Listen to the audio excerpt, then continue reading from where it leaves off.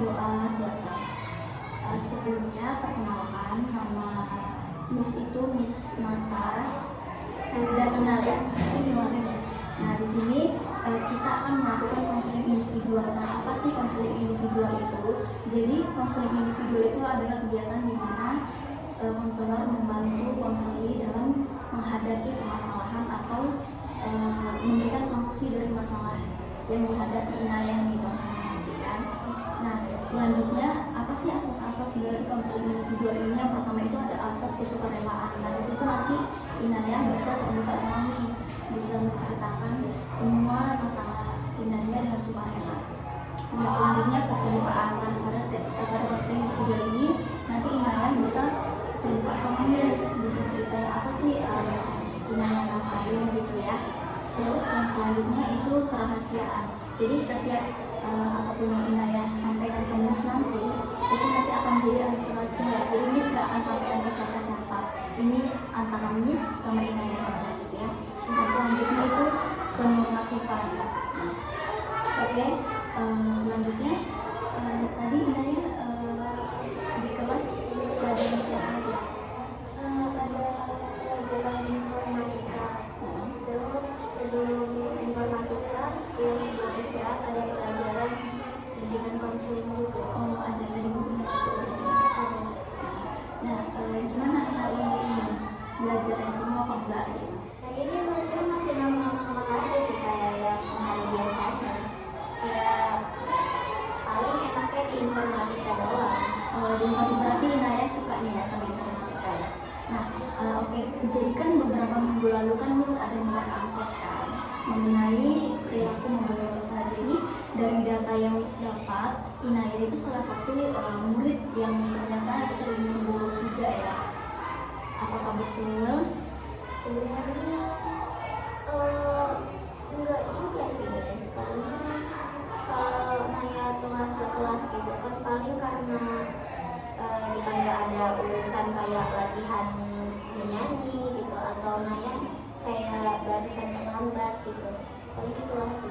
Kalau Miss boleh tahu terlambatnya itu karena apa biasanya? Biasanya terlambatnya karena biasanya pas ke sekolah sering macet gitu. Karena macet. Jadi ini kenapa kalau macet nggak lebih awal berangkat dari rumahnya gitu? Karena kami sebenarnya nggak tahu juga kalau di jalan ada kemacetan gitu. Jadi kami pas mau buru-buru karena udah jam 7 lewat berapa gitu, terus kami ke jalan terus itu dia macet. Inayah kalau misalnya ke sekolah dia antar siapa?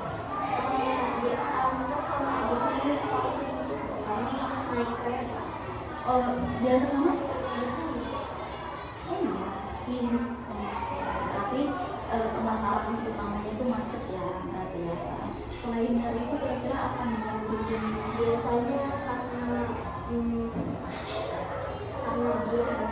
Dulu Naya keseringan kalau dulu Naya pas pakai jilbab segitiga itu tuh Naya jadi kayak sering terlambat karena sebelum pagi. Jadi Naya kayak kalau pakai jilbab segitiga tuh Naya tuh nggak bisa, orangnya tuh kayak nggak rapi gitu, harus rapi banget gitu, jadi butuh waktu lama.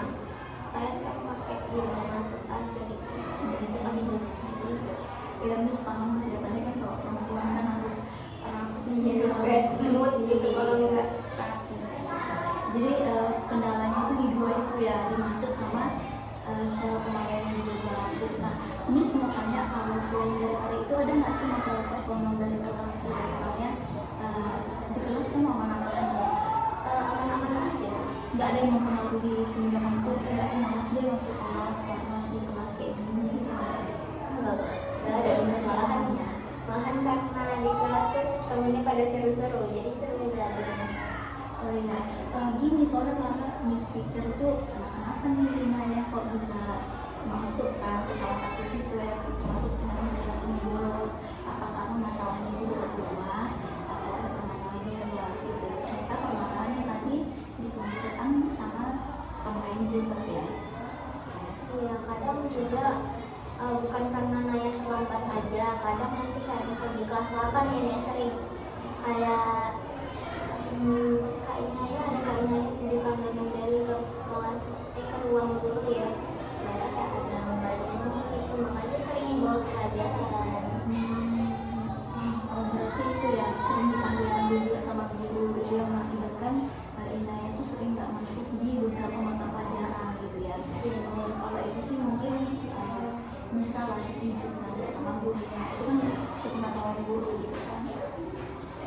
sampai buku itu. Nah, berarti kesimpulan yang bisa diambil dari cerita Inaya ini kan berarti perilaku bonus yang Inaya rasakan itu kan berdasarkan 3 faktor berarti ya. Yang pertama tadi ada kemacetan, kedua cara pemakaian jilbab tadi ya, terus yang ketiga karena adanya proses pemanggilan untuk latihan dan sebagainya gitu ya. Nah, setelah melakukan konseling individual ini sama Miss, apa sih yang Inaya rasain gitu? Miss udah tahu nggak? Awalnya Naya kayak ngerasa deg-degan karena kiranya kayak aduh kayaknya ada masalah besar nih gitu.